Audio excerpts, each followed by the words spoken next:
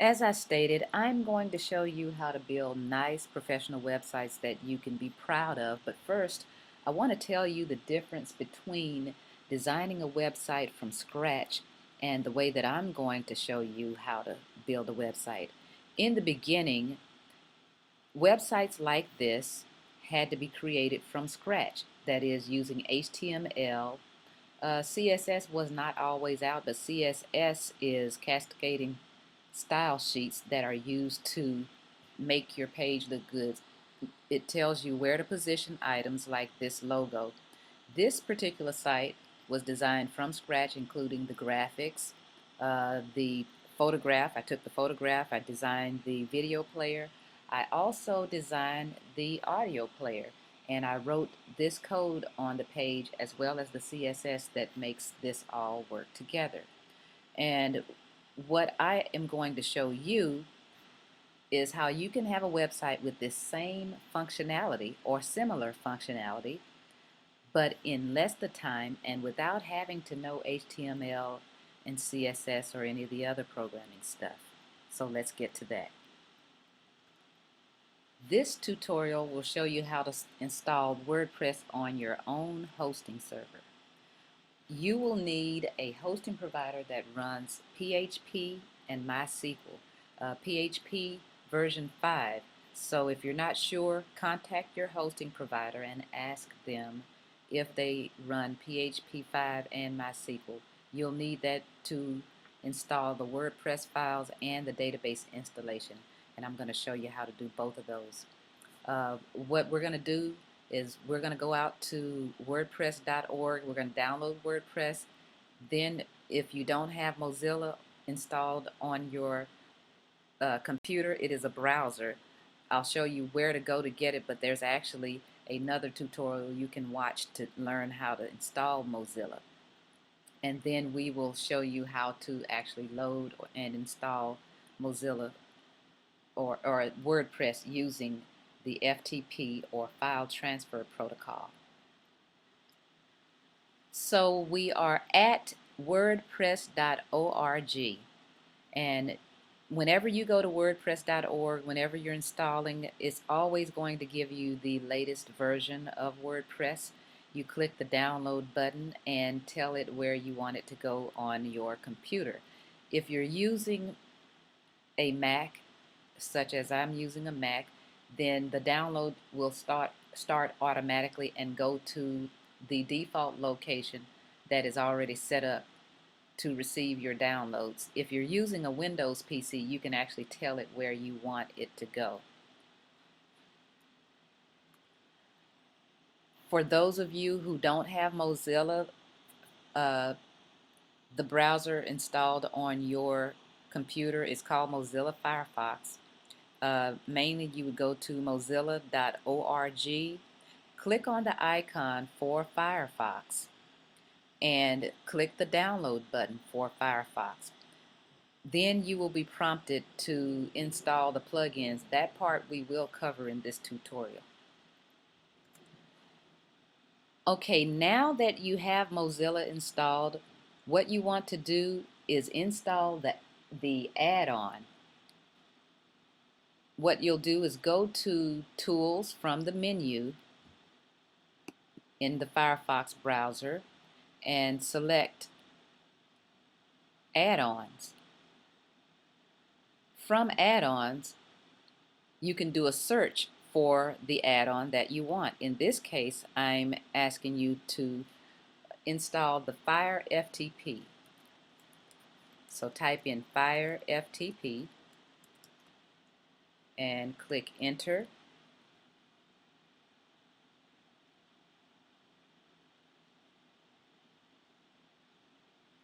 And I have already got it installed, so I won't click Add to Firefox.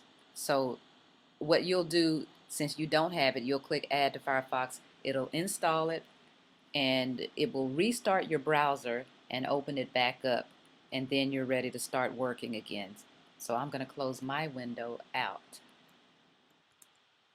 The next thing you'll want to do is locate your WordPress files that you downloaded wherever you told it to save it and unzip the files. If you're using Windows, double click on the files to unzip it, or you can right click and extract, whichever one you feel most comfortable with. But at any rate, you want those files in a separate folder so that you can transfer them to your web hosting server. Now, the next thing we're going to do is go back to your Mozilla browser, and from the menu, select Tools and Fire FTP. And this is how we're going to actually transfer those files up to our server. So here we go. Tools, Fire FTP. It's going to open what I call an FTP session. What you're going to do is, I already have several FTP connections created, but you want to create an account, and in that account you want to complete your host name, and you find that information out from your host, and usually it's FTP dot the host server name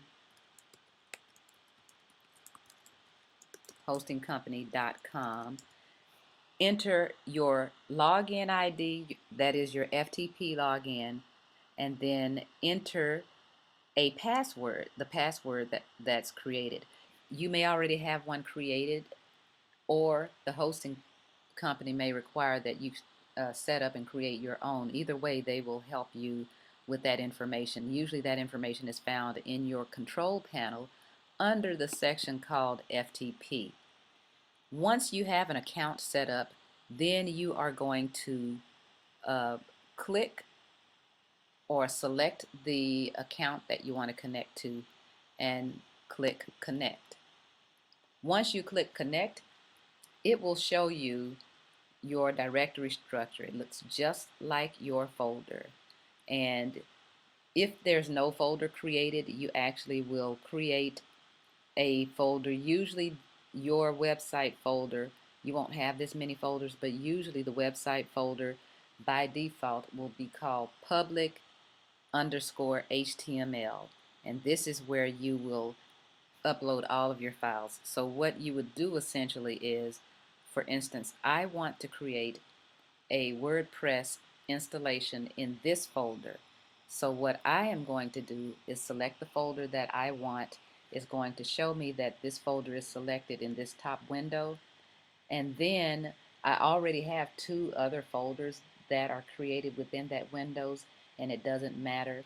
All I am concerned with is loading the WordPress installation, and as you can see, it's showing me I have selected, I navigated to where my installation is, and I'm going to select all of these files, highlight and select all of these files.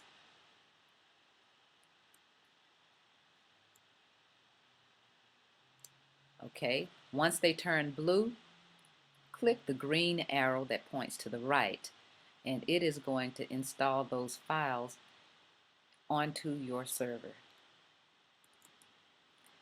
Now let's go over the database installation. That's the second part. You've already got your files installed.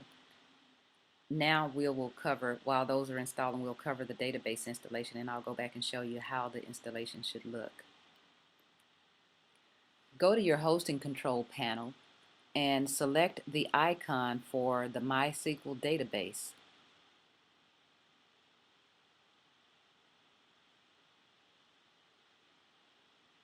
Okay, and what is going to happen, every setup won't look the same. This happens to be my own personal hosting setup where I have databases on one side, and what you would do is look for where you can click a plus, and you will click the plus to add a database. You will enter a database name and a database password. Okay, so after you get to your MySQL installation and you've clicked the plus to add the database, you're going to name the database, and then you're going to create a password for it, as I stated, and then you want to record the database name, the database user ID, the database password, and the database server names. If you have a problem locating your database server name, your host will give you that. It should be listed in there, but sometimes it's not so obvious. Just contact your host and ask them what is your MySQL database server name. Sometimes it's localhost, sometimes it has a specific name. You'll want to find that information out.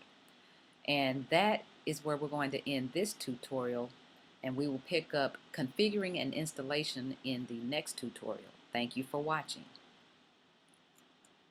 One final note is while the files are downloading, you will see at the top a percentage and how many files are left, and you will see a progress bar at the bottom.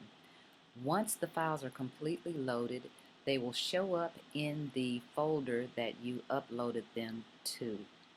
If you have any questions, you can always place some comments in the blog, and I'll be glad to answer those specifically. I realize this is a video and we can't always make everything specific to every individual, so I'll be happy to answer any questions if you post them in the comments.